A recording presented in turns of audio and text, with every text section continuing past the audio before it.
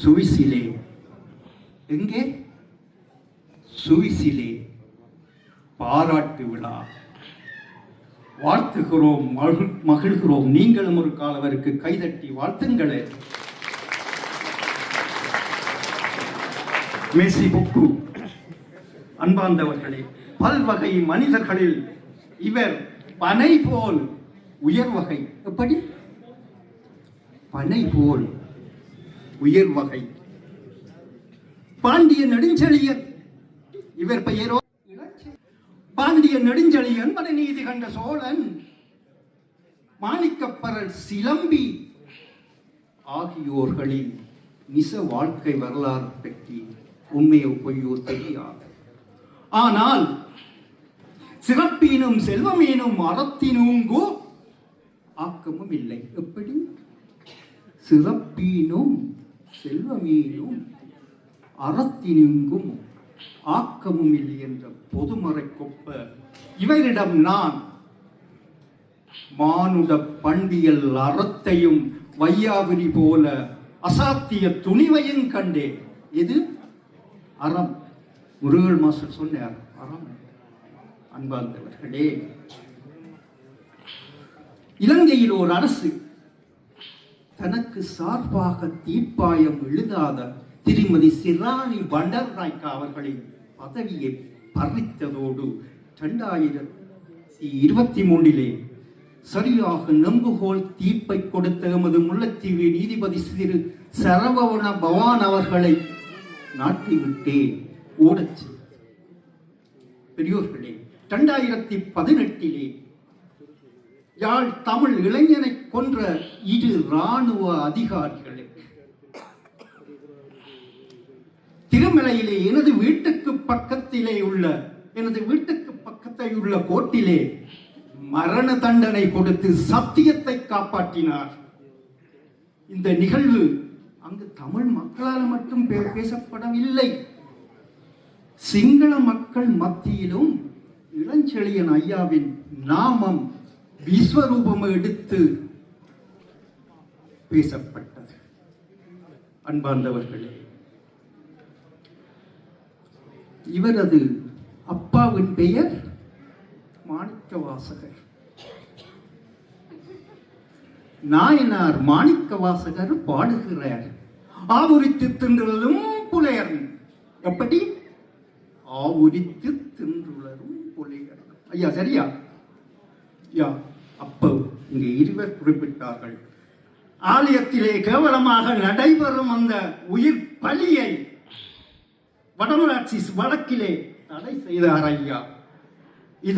இந்த நிகழ்வு என் மனதில் இன்று வரை கடல் அலை போல முட்டி மோதுகிறது. அன்பார்ந்தவர்களே, பெரியோர்களே,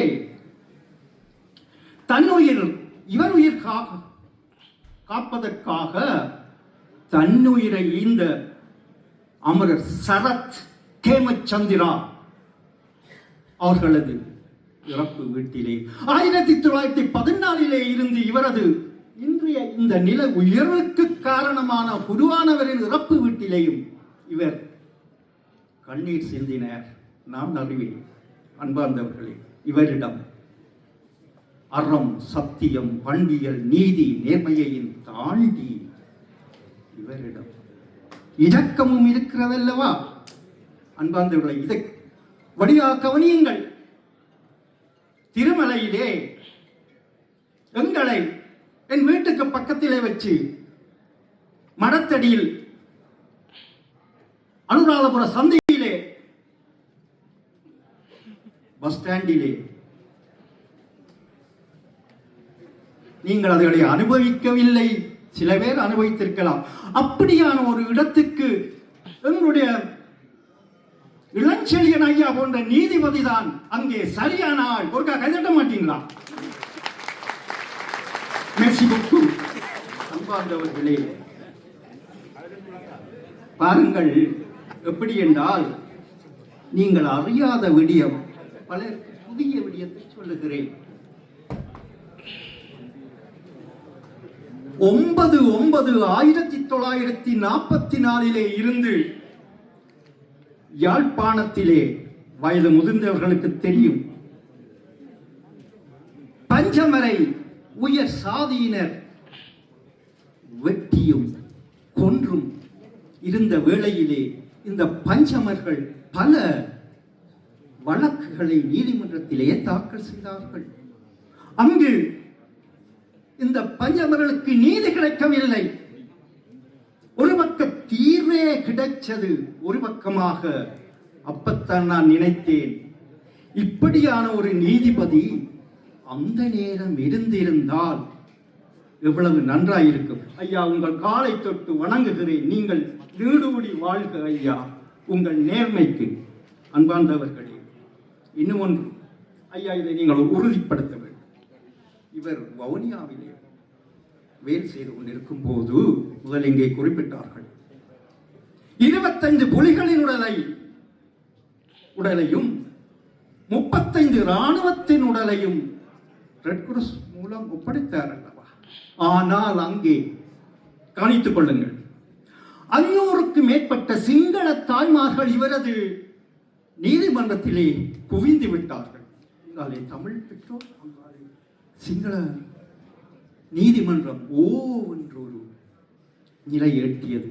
நான் இன்று நினைக்கிறேன், ஏன் இந்த உதவா போர் இத்தனை உயிர்கள் சென்றது என்று. அன்பார்ந்தவர்களே, நேரம் போகுது, நான் முடிக்க வேண்டும். அடுத்தது முக்கியமாக இவருக்கு உயர் நீதிமன்ற பதவி கொடுக்கவில்லை, பெருங்கவலை.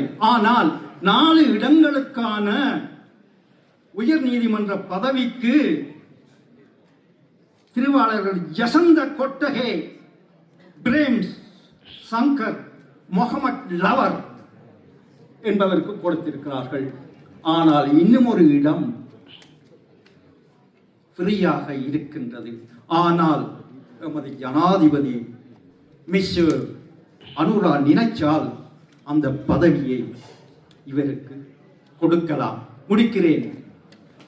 இவரது வாழ்வியல் வரலாறு நூலாக ஆவணமாக்கி எதிர்கால சந்ததிக்கு கடத்த வேண்டும்.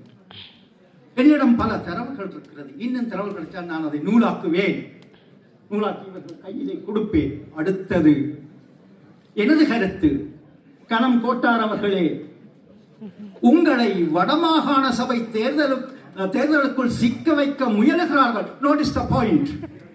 சிக்கி விடாதீர்கள். நீங்கள் சிக்கினால், notice the second one point, உங்களை பிசக்கி விடுவார்கள். ஏற்கனவே ஒரு நீதிபதி பிசக்கி விட்டார்.